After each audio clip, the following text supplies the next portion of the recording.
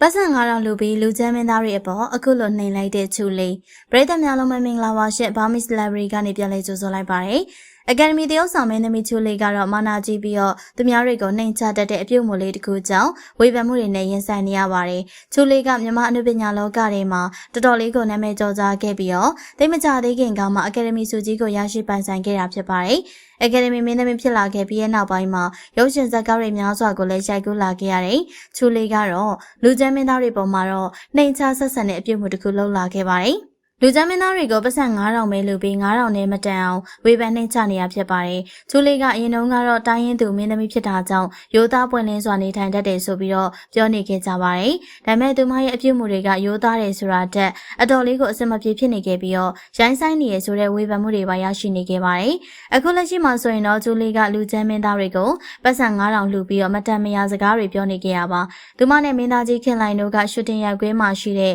လူတွေအကုန်လုံးကိုလူတန်းကျင်နေဆိုပြီးတော့တန်းစီခိုင်းခဲ့တာဖြစ်ပါတယ်။အကုန်လုံးကတန်းစီလာခဲ့တဲ့အခါမှာတယောက်ချင်းစီပတ်စံ9000ကိုလှူဒန်းပေးနေခဲ့ပါတယ်။ဒီလိုလှူဒန်းနေတဲ့အချိန်မှာဟိုပြောဒီပြောနဲ့လှူဒန်းတာနဲ့မတူပဲပွဲစည်းလိုမျိုးကြရက်ထနေတာဖြစ်ပါတယ်။ဒါတင်မကချူလေးကတန်းစီပြီးတော့ပတ်စံယူနေကြတဲ့သူတွေကိုကြည်ရင်းနဲ့လူချမ်းမင်းသားတွေကဘာကိစ္စနဲ့လာတန်းစီနေရလဲလို့ပြောလာခဲ့ပါတယ်။ရှူတင်ရိုက်ကွင်းတစ်ခုလုံးကမီထိုးမှန်တို့ကအစအကုန်လုံးကိုလှူဒန်းမယ်လို့ပြောခဲ့ပေမဲ့လူချမ်းမင်းသားတွေကိုတော့လှူဒန်းခြင်းစိတ်မရှိကြောင်းပေါ်လင်ထင်ရှားနေကြရဖြစ်ပါတယ်။ဒါတင်မကလူချမ်းမင်းသားတွေကပတ်စံပို့ပြီးတော့လူချင်းတဲ့အတွက်တယောက်9000ပေးရကိုနှစ်ခါပြန်ရချင်တာကြောင့်ထပ်ပြီးတော့တန်းစီနေရလားလို့လည်းပြောခဲ့ပါသေးတယ်။တယောက်ကို9000စီပေးလိုက်ပြီးယူသွားပြီးပေမဲ့နောက်ထပ်တစ်ခေါက်တန်းစီပြီးတော့9000ထပ်ယူနေတဲ့အပြုတ်မှုတွေမလုပ်ကြဖို့တတိပေးနေခဲ့ပါတယ်။သူမကပတ်စံ9000ပဲလူတန်းပြီးတော့အခုလိုမျိုးစကားတွေပြောဆိုနေရကြောင်းယူနေရတဲ့သူတွေအနေနဲ့လည်းပျော်ရွှင်နေကြမှာတော့မဟုတ်ပါဘူး။နောက်ပြီးတော့ပတ်စံ9000ဆိုတဲ့မဖြစ်စလောက်လေးလူတန်းတာကိုဗီဒီယိုတွေပါရိုက်တင်နေခဲ့ပြီးတော့သူတို့ရဲ့အလူကိုကြွားလုံးထုတ်နေကြတာဖြစ်ပါတယ်